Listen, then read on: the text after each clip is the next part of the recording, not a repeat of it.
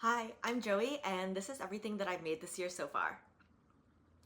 So I log everything that I make into my Notion board for crafting, which I love doing because I feel like it's just nice to be able to take a step back and look at everything that you've made. So you can see here that I've sewn 13 things and I've knit one thing this year. And you can also really see that I did not start making anything until kind of the end of March this year. Yeah, but since then, I've been pretty prolific. But the first thing that I made at the end of March was this tube set. It's actually two separate pattern pieces. The top is from the Sable set, and then the skirt is a mini skirt pattern. The ruching on the top, on the back of the tube top, looks gorgeous, and it looks like way more work than it actually was, which I always love. And it was the first thing that I've made this year, and probably the thing that I've worn the most that I've made this year, or ever maybe even. I think that's in large part because this is literally my favorite shade of green, and this is a linen that I found at my local fabric store. Then the next thing that I made this year is a sock for my dad. So this is the vanilla sock by the Crazy Sock Lady. The yarn is Yak Sock by Northern Bee Studio, and I followed her vanilla sock YouTube tutorial video, and I found that to be so helpful. I started on DPNs, and then eventually I got really tired of that, and I bought myself some 9-inch circulars, and I finished on that. I have not knit a pair of socks since because I just get so bored working so small, and it's just too small for me. But the finished product looks beautiful, and like I said, I gifted this to my dad for his birthday and he loved it. So very pleased with the way my first sock turned out. Next, I made this shirred dress. I saw Abby made its video on, I think it was like Instagram or Pinterest, I don't remember, on how to self-draft this dress. And I followed kind of her guidelines for this, and I had made a test of the top because I had never shirred before, but not the whole dress. And that was really my downfall for this pattern. This is like one of those things that I like, but I don't love. And I would actually love to remake it. I think if I were to remake it, I would choose a stiffer fabric. I used, I want to say like a cotton linen blend that was really coarse. And I would have loved something a little bit more pure cotton, a little stiffer.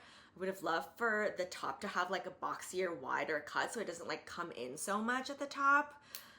And I also would not have been so stingy with the fabric and just gathered a little more of the skirt. I think that changing those three things would make for a really elevated version of this dress.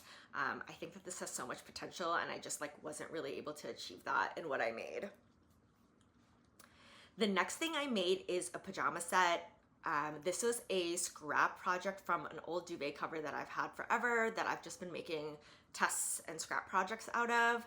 And this is based on a set that I saw on Pinterest. So the top is gathered, and then the bottoms are this like old short pattern that I have that I wouldn't recommend, but I bought it a long time ago and I still use them. That came together in a day. It was really easy, and again, something that I've gotten a lot of wear out of. I wasn't like making it thinking it would be a PJ set, but I think just because of the material, when I tried it on, I was like, this is a PJ set. So yeah. Then the next thing I made is inspired by a dress I saw on Instagram probably years ago at this point. This has been on my to make list forever. And I based it off of a pattern I found for like an over the shoulder gathered type of top. And then the skirt I drafted based on some pictures I found on Pinterest. It's so gorgeous. Like, this dress is so beautiful. I just wish I had finished it better. This is something that I also want to remake. I don't exactly know how I would finish it better. Maybe with like a twin needle. That's something I've never done before, and I don't think I have like the right setup with my machine to do it right now. But especially at the bottom and at the sleeves, I do wish that it had like a slightly better finish. That was really hard for me to achieve on such like a stretchy t-shirt kind of material. This is something that I want to remake because it's gorgeous, gorgeous, gorgeous, gorgeous. Haven't had a chance to wear it because right after I made it in May, it just got really hot and just haven't had a chance to, but it's so gorgeous. I'm sure I will. And again, something that I really want to remake. The next thing I made was this tiered, the simple tiered skirt. This is a gift from a friend. I whipped it up in about a day. This was my first time using Essex by Robert Kaufman, which is a half linen, half cotton blend. And I really loved the coarse feel of that for something like this. Not a whole lot to say. An easy gift project for me. Next, I made the Copenhagen skirt, which is a pattern by Puff and Pencil. And this fabric is like a sporty fabric that I found on Etsy. I've never worked in a fabric like this before, but I found it to be quite easy to work with. And as you can see, like in the picture, they have it styled with these pants, and I really want to make those pants as well. I actually bought more fabric so that I could make those pants. I've even gone as far to print out the pattern pieces. I just haven't made it yet, but I think those pieces would look really cool layered, like the pants and the skirt. So that is something that I made earlier this year, and the pants are coming. They're coming. The next thing that I made is the dolly dress. This is a pattern by Small Museum Sewing that is so gorgeous. This fabric is from Blackbird Fabrics. It's a Canadian shop. They always have really cool vintage dead stock fabrics, and this is one of those, I believe. I love this fabric, I love this pattern, and I love this dress. It's so frilly and it's so playful. I didn't know when I was making this how much I would reach for it because it's a little bit outside of what I normally wear, but it's had a few outings this summer and I just love it. I love wearing it with my cowboy boots especially. It's just like such a sweet dress. Then around this time, I was fostering a dog and I made her a little Adopt Me bandana, which is just so cute. The letters are appliqued on, and I used a glue pen, which just made it so much easier to like hold everything in place while I was sewing. So adorable, and I hope she's gotten adopted by now. Then the next thing I made was this strapless corset. I don't know what got into me, but I decided that I needed to make a corset. So I made this one from scrap fabric. For the boning, I used these really long zip ties, and it was really satisfying to kind of like push them through their little homes. This was like I said, a scrap project with like an old synthetic fabric that I had laying around. I think it was viscose. It was really horrible to work with, but the finished product looks gorgeous. One thing I do wish is that I wish I had started my grommeting a little further up in the back, which my friend did tell me to do, but I did not listen to her advice.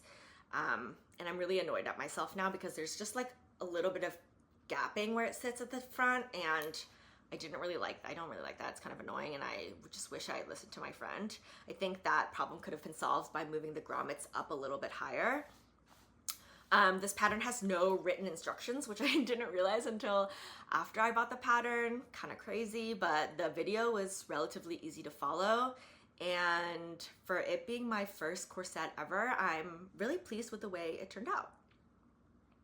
Then when I made the strapless corset, I found another pattern by that same designer, and I made this fun halter dress. Again, no written instructions, but I sewed everything on this one with an overlocker, which made it go so fast. So I really enjoyed how quickly it came together.